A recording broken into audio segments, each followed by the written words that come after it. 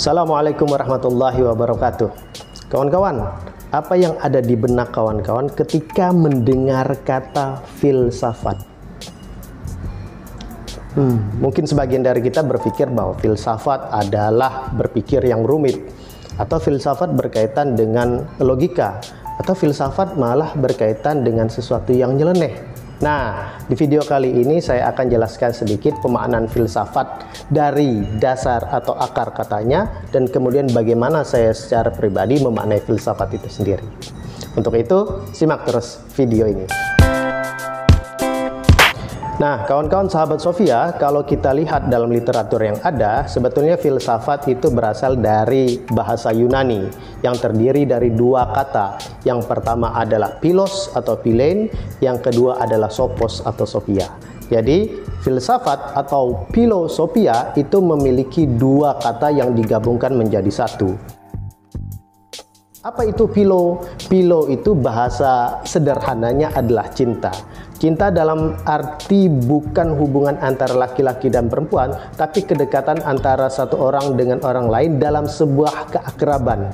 Dalam bahasa sederhananya, kegandrungan terhadap sesuatu. Jadi sifat cinta terhadap sesuatu yang dimaksud dengan philos ini adalah bersifat substansial. Dia membebaskan, dan bahkan ketika mencintai dia malah punya semangat untuk saling berbagi. Berbeda kan dengan cinta, kalau kita mencintai sesuatu, kita tidak mau melepas sesuatu itu, atau enggan atau sungkan untuk membagi sesuatu itu terhadap yang lain. Nah, philos. Kemudian ada sophia. Apa itu sophia? Sophia ketika dipadankan dalam bahasa Indonesia bisa kita setarakan dengan kata bijaksana. Nah, jadi kalau philosophia, cinta terhadap kebijaksanaan. Tapi kita perlu menggarisbawahi Aristoteles, seorang filosof terkenal, menyatakan bahwa kebijaksanaan itu erat kaitannya dengan pengetahuan. Katanya knowledge is wisdom. Pengetahuan itu adalah kebijaksanaan. Jadi kalau philosophia adalah cinta kepada kebijaksanaan, dalam artian Aristoteles tadi, bahwa philosophia adalah cinta terhadap pengetahuan, kegandrungan terhadap pengetahuan. Nah, pengetahuan inilah wisdom, pengetahuan inilah kebijaksanaan. Tapi kawan-kawan juga perlu ketahui bahwa Aristoteles itu membagi ada dua kebijaksanaan.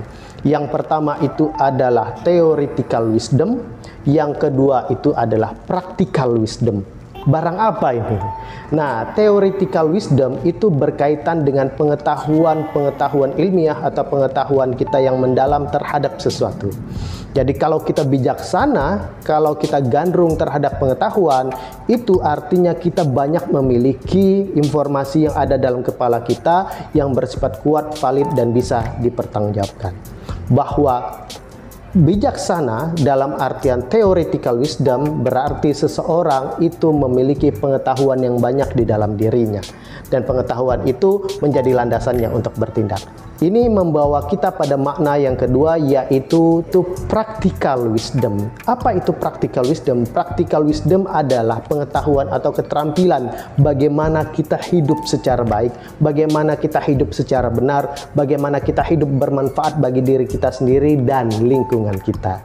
Bahwa kedua kebijaksanaan itu harus saling sinergis. Nah, dari sinilah saya secara pribadi memahami bahwa filsafat itu adalah sinergisitas antara theoretical wisdom dan practical wisdom.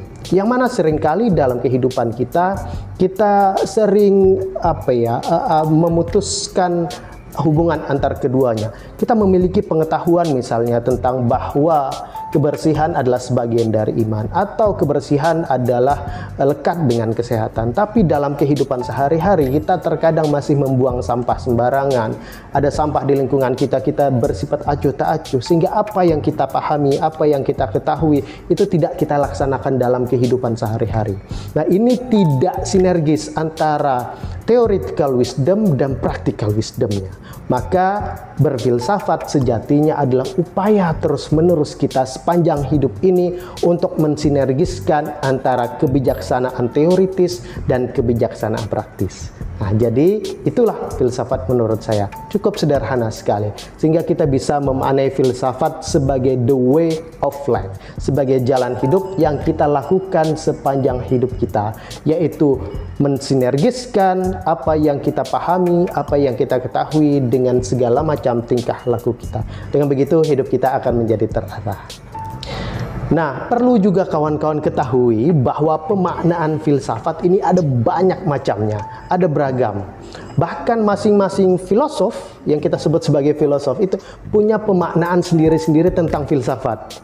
Nah, termasuk juga orang-orang yang mempelajari filsafat akan mendapatkan makna filsafatnya sendiri. Nah, saya challenge nih kawan-kawan, semua bisa cari paling tidak 4 pemaknaan filsafat dari para tokoh, mau yang klasik, mau yang modern, mau yang kontemporer. Setelah kawan-kawan dapat 4 pemaknaan yang berbeda dari 4 tokoh, silahkan pelajari dan coba susun makna filsafat kawan-kawan sendiri. Bahwa apa sih arti filsafat bagi kawan-kawan? Nah, kita kumpulkan di pertemuan berikutnya. Terima kasih. Assalamualaikum warahmatullahi wabarakatuh.